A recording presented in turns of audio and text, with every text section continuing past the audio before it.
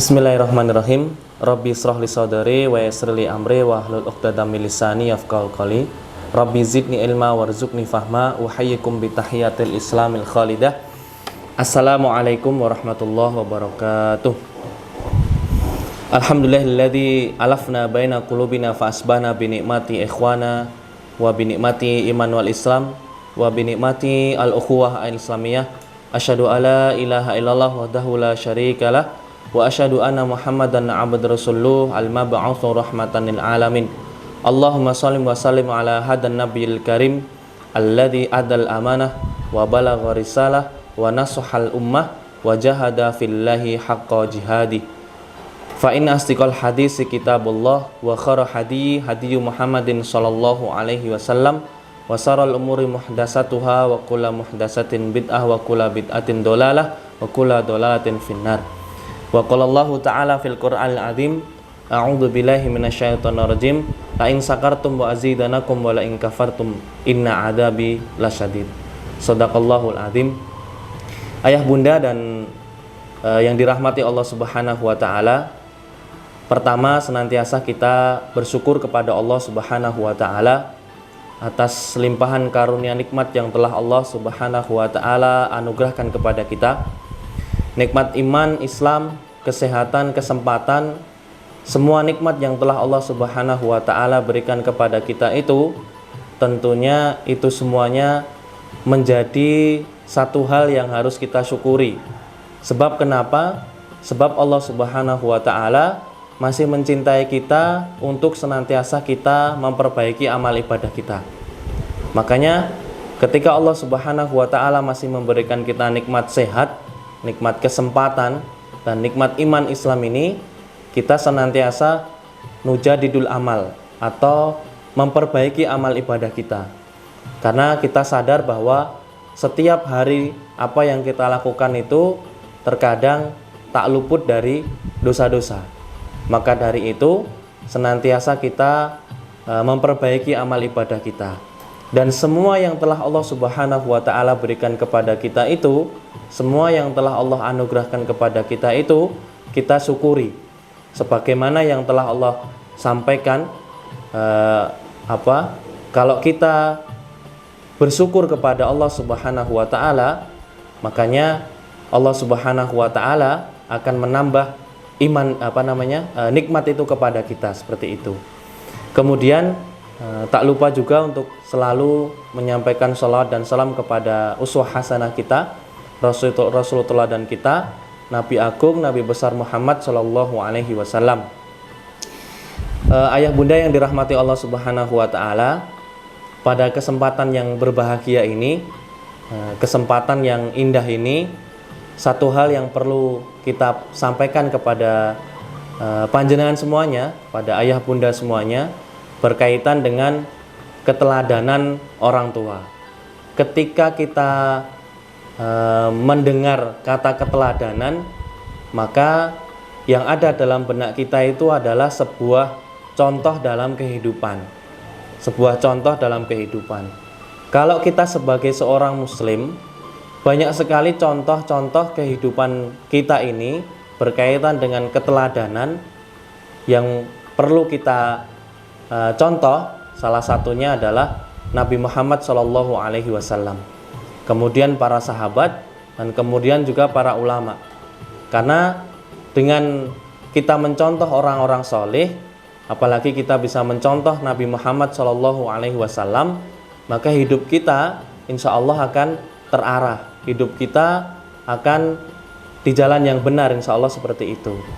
Nah, ayah bunda yang dirahmati Allah Subhanahu wa taala, tetapi pada kesempatan hari ini, hal yang perlu kita sampaikan adalah berkaitan dengan keteladanan orang tua terhadap anaknya, seperti itu. Nah, ada beberapa poin, ada beberapa hal atau tips saya yang sekiranya bisa kita pakai untuk menjadikan anak kita itu seperti apa yang kita inginkan, gitu. Seperti apa yang kita inginkan. Tentu kita sebagai orang tua, ya, sebagai orang tua tak akan pernah menginginkan anak kita ya. Apalagi mungkin kita juga sebagai seorang guru tidak menginginkan anak didik kita menjadi anak yang, mohon maaf, lebih buruk dari kita. Kita berharap anak-anak yang kita didik, anak-anak yang kita lahirkan dari diri kita, seorang ibu, maksudnya dari rahim seorang ibu, seperti itu, menjadi anak yang lebih baik dari kita, itu yang kita inginkan. Maka perlu adanya kita menjadi teladan dalam kehidupan mereka. Sebab kenapa? Karena keteladanan itu kan contoh, gitu ya. Keteladanan itu contoh. Nah, contoh itulah yang nantinya menjadi satu hal yang baik buat anak itu, seperti itu. Nah, apa saja seperti itu, nggih? Apa saja yang perlu kita siapkan untuk menjadi teladan bagi anak-anak kita? Yang pertama itu adalah keteladanan akidah. Keteladanan akidah. Kenapa ini satu hal yang sangat penting? Kenapa ini satu hal yang sangat urgent menurut saya seperti itu? Kita semuanya menyadari bahwa semua yang kita miliki ini, atau semua yang kita sekarang ini jalani adalah dalam koridor Islam, begitu. Atau kita semuanya, ya, atau lebih tepatnya kita semuanya lahir di dunia ini dalam kondisi Islam, seperti itu, beriman kepada Allah Subhanahu wa taala. Nah, contoh atau keteladanan akidah untuk anak kita itu adalah ketika ketika ada hal, gitu ya, atau ada sesuatu yang berkaitan dengan alam semesta ini, yang berkaitan dengan kebesaran atau keesaannya Allah Subhanahu wa taala ini, kita kaitkan dengan Allah Subhanahu wa taala. Atau lebih tepatnya ketika ada sebuah kejadian di alam semesta ini, ada sebuah hal yang fenomena apapun itu, ya, maka kita perlu adanya menyinkronkan hal itu semuanya kepada Allah Subhanahu wa taala. Nah, ketika anak itu sudah terfahamkan tentang atau tersigoh, gitu ya, tentang akidah itu, keteladanan akidah itu, maka anak tersebut insya Allah akan kuat dalam sisi akidahnya, begitu. Tapi ketika kita sebagai orang tua, gitu kan, ketika kita melihat atau mendengar sebuah kejadian di alam semesta ini dan anak-anak itu mengetahui, terus kemudian kita tidak mengarahkan sebuah kejadian besar itu kepada keyakinan, keakidah kita kepada Allah Subhanahu wa taala, dan nanti anak akan mendeskripsikan sebuah fenomena itu kepada hal-hal yang tidak benar, seperti itu. Sebagai contoh, ya, sebagai contoh yang sering terjadi di di daerah kita lah, tentunya di Jawa, Merapi, gitu kan. Merapi ketika mengeluarkan isi perutnya, gitu kan, atau mengeluarkan lava dan sebagainya, seperti itu. Banyak yang kemudian menafsirkan, wah, ini ada kejadian seperti ini, berarti si ini baru begini, si mbah ini baru begini, dan seterusnya. Akhirnya kan anak-anak jadi jauh dari keyakinan kepada Allah Subhanahu wa taala. Nah, padahal semua kejadian itu sudah diatur oleh Allah Subhanahu wa taala. Kita arahkan anak itu, kita kasih edukasi, keteladanan bahwa sebenarnya apa yang terjadi di Merapi itu adalah kekuasaannya Allah Subhanahu wa taala. Maka yang pertama adalah keteladanan dalam hal prinsip atau keyakinan. Sebab kenapa? Karena banyak sekali, mohon maaf nih, banyak sekali di antara anak-anak yang awalnya itu kurang kuat dari sisi akidah, terutama dalam pendidikan akidahnya, kecontohan orang tuanya dalam memberikan keteladanan akidahnya itu kurang. Ketika dewasa, dia tergiur dengan sesuatu hal, akhirnya dia berpindah agama. Dan itu terjadi banyak sekali seperti itu. Itu sebabnya karena, yaitu tadi, menurut saya adalah keteladanan dari sisi akidahnya dari orang tua itu tidak kuat. Nah, maka ketika keteladanan dari sisi akidah itu kuat, maka yang kedua ini saling bersinergi adalah keteladanan ibadah. Keteladanan ibadah ini menjadi satu hal yang sangat penting dalam mendidik seorang anak.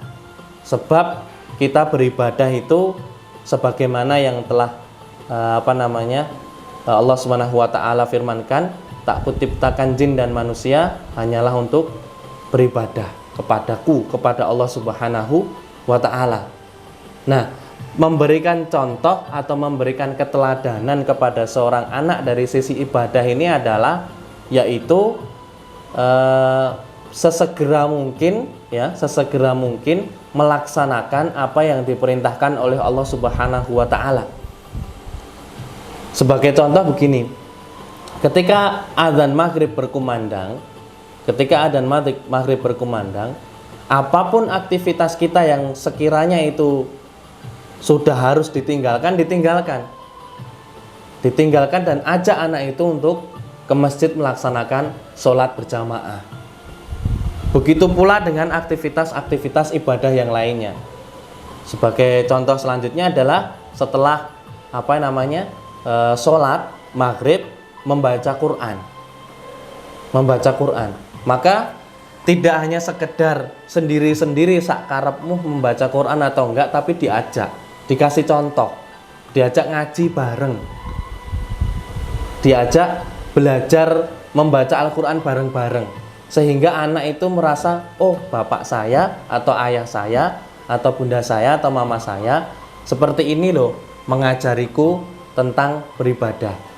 Habis maghrib memberikan contoh bahwa habis maghrib itu ngaji, memberikan contoh bahwa sholat tepat waktu itu penting dan tidak hanya sebatas omongan tapi tindakan. Keteladanan itu lebih kepada tindakan. Syukur-syukur memberikan contoh atau keteladanan mengumandangkan azan. Hari ini ayah yang azan ya nak, besok kamu yang azan. Begitu. Hari ini ayah yang imam ya nak, besok kamu yang imam. Nah, itu sebuah keteladanan dalam sisi ibadah. Ya, seperti itu. Ada yang lainnya banyak gitu kan. Mungkin dalam hal makan. Makan itu juga kita sebut juga sebuah ibadah gitu kan. Ketika makan itu sesuai dengan aturan-aturan agama kita. Ya kan, sebagai seorang ayah, seorang ibu, seorang mama gitu kan, seorang bunda. Nah, memberikan contoh dalam hal ibadah berupa makan itu bagaimana? Berdoa. Kita makan bareng-bareng yuk, gitu kan. Kemudian kita berdoa dulu sebelum makan. Nah, ini sebagai keteladanan, gitu kan, sebagai keteladanan. Makanya ayah bunda yang dirahmati Allah Subhanahu wa taala, ini penting juga ketika kita sudah memberikan keteladanan dalam sisi akidah tadi itu, bahwa kita menyinkronkan segala sesuatu yang terjadi di dunia ini kehendaknya Allah Subhanahu wa taala, sehingga anak itu ketika memahami apa yang terjadi di dunia ini yaitu Allah Subhanahu wa taala yang mengatur. Begitu kemudian ibadah ya, lanjutannya adalah ibadah. Ayah bunda yang dirahmati Allah Subhanahu wa taala, yang dicintai oleh Allah Subhanahu wa taala. Yang ketiga, ya kan, ketika ibadah ini sudah tercontohkan kepada anak, ya kan? Kemudian muncullah keteladanan yang ketiga, yaitu keteladanan akhlak. Ketika kita berbicara akhlak, ya, sebagai contoh yang sangat luar biasa dalam sisi akhlak itu Nabi Muhammad SAW. Kita bisa belajar dari buku-buku sirah beliau, maksudnya Nabi Muhammad SAW, gitu kan, dan para sahabat, kemudian para tabiin dan seterusnya. Nah, keteladanan akhlak ini seperti apa contohnya? Keteladanan akhlak ini contohnya adalah kita sebaik mungkin ketika di hadapan anak berlaku sopan kepada siapapun. Sebagai contoh kita menginginkan gitu kan, kita menginginkan bahwa anak kita ini jangan sampai akhlaknya nggak baik gitu kan. Jangan sampai akhlaknya nggak baik. Tapi diri kita sendiri ternyata, mohon maaf, mungkin kurang baik seperti itu. Nah, itu ada satu hal yang tidak sinkron dalam sisi keteladanan begitu. Ketika kita menginginkan anak kita jadi yang lebih baik dari kita dari sisi akhlak gitu kan, dari sisi akhlak, maka kita juga harus memberikan keteladanan akhlak itu yang baik kepada mereka dengan contoh-contoh bermuamalah kepada siapapun dengan baik. bersosial kepada siapapun dengan baik, berbicara kepada siapapun dengan baik. Seperti itu. Maka anak ketika melihat, oh bapak saya, ayah saya, bunda saya, ibu saya ketika bermuamalah seperti ini, ya kan? Maka aku juga harus seperti itu. Dan itu tentunya perlu adanya edukasi. Nah, setelah kita memberikan contoh berakhlak mulia kepada siapapun itu dengan keteladanan kita tadi itu, ya kan? Terus kemudian kita arahkan anak ini, nah seperti itu loh bermuamalah. Ketika kita bermasyarakat, kita harus kerja bakti misalnya. Nah, seperti ini loh nak, akhlak yang baik ketika kita bermasyarakat, kita bekerja bakti bareng-bareng bersama masyarakat dan seterusnya, begitu. Nah, ayah bunda yang dirahmati Allah Subhanahu wa taala, barangkali tiga poin ini menurut saya satu hal yang harus kita tanamkan dalam diri seorang anak ketika kita pengen anak kita ini menjadi anak yang lebih baik dari kita. Tidak hanya sebatas retorika ngomong saja, tapi juga perilaku, karena keteladanannya adalah perilaku, gitu kan. Akidah kita ya kita akidah kita kuat, ya kan. Kemudian ibadah kita baik, salimul ibadah, gitu kan, ibadahnya baik. Kemudian matinul khuluq, akhlaknya yang baik, akhlaknya yang kokoh, seperti itu. Nah, ayah bunda yang dirahmati Allah Subhanahu wa taala, yang saya sampaikan tadi adalah tips, gitu ya. Tips secara prakteknya tentu kita semuanya sama-sama belajar. Karena saya sendiri juga sedang belajar bagaimana mendidik anak menjadi lebih baik dari saya, seperti itu. Jadi apa yang saya sampaikan tadi, apa yang saya berikan contoh tadi adalah sebuah motivasi bagi saya pribadi dan ayah bunda sekalian untuk senantiasa mari kita belajar bareng-bareng mendidik anak kita menjadi anak yang lebih baik dari kita. Dari sisi akidahnya kuat, dari sisi sahihul ibadahnya baik, kemudian matinul khuluq atau akhlaknya juga bagus, seperti itu. Dan yang terakhir adalah ayah bunda yang dirahmati Allah Subhanahu wa taala, ini hal yang perlu digarisbawahi ketika kita berazam, gitu ya. Ketika kita berazam menyekolahkan anak didik kita, atau menyekolahkan anak kita di sebuah lembaga yang dimana lembaga itu mengatur urusan akhlak dan ibadah, kemudian akidah, atau kita sebut sebagai lembaga yang Islam, seperti itu, berasaskan Islam, maka dalam benak kita pengen anak itu jauh lebih baik dari kita dari sisi apapun itu. Mungkin nanti ketika mereka kaya, lebih kaya dari kita secara duniawi, gitu kan, atau dari sisi agama mereka jauh lebih pintar agamanya dari kita, seperti itu. Nah, itu harapan-harapan kita. Maka ketika kita punya harapan seperti itu dan kita menyekolahkan anak di sebuah lembaga, ya kan, lembaga Islam seperti itu, maka dari itu kita juga harus memperbaiki diri kita. Jangan sampai anak kita perbaiki, ya kan, dititipkan di sebuah lembaga itu, ya kan, agar diperbaiki akhlaknya dan seterusnya, tetapi kita sendiri tidak memperbaiki diri kita sendiri. Nah, itu kan bertolak belakang. Maka harus saling bersinergi. Anak disekolahkan di sekolah Islam agar berharap anak itu jadi lebih baik, maka kita juga harus sadar, harus memperbaiki diri, seperti itu. Nah, Bapak Ibu, ayah bunda yang dirahmati Allah Subhanahu wa taala, demikian yang bisa saya sampaikan. Mohon maaf apabila ada kekurangan dan kesalahan dalam saya menyampaikan materi, tutur kata yang tidak baik. Saya mohon maaf yang sebesar-besarnya. Subhanakallahumma wa bihamdika asyhadu alla ilaha illa anta astaghfiruka wa atubu ilaik. Barakallahu fikum. Assalamualaikum warahmatullahi wabarakatuh.